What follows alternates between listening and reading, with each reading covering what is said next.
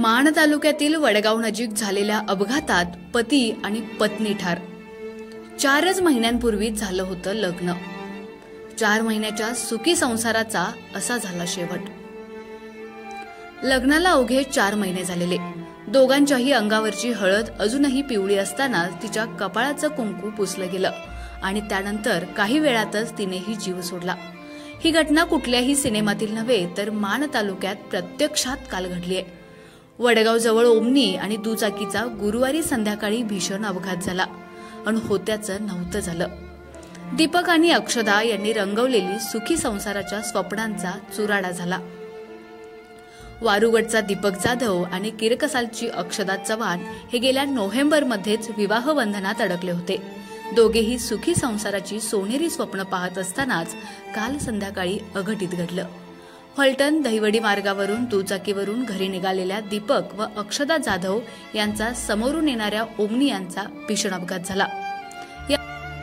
या अपघातात दुचाकीस्वार दीपक आणि अक्षदा तसेच ओमनी चालक गंभीर जखमी झाले। अपघातानंतर काही वेळातच दीपकचा मृत्यू झाला। गंभीर अक्षदाला उपचारासाठी साताराला हलवण्यात आलं होतं। मात्र नियतीनं तिचं कुंकू पुसून अवघे काही तास उलटले नसतानाच अक्षदाने देखील या जगाचा निरोप घेतलाय। या अपघातात 2 जीवांच्या मृत्यूबरोबरच सुखी संसाराच्या स्वप्नांचाही चुराडा झालाय।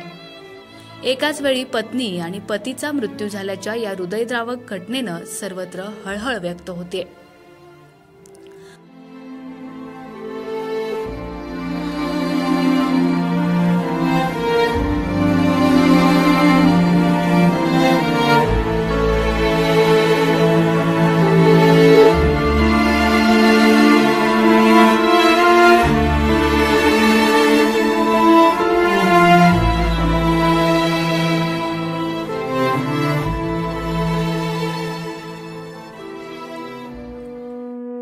आमच्या खबर गावाकडची या चॅनेलला सबस्क्राइब करा, लाईक करा आणि आमचे व्हिडिओ शेअर करा।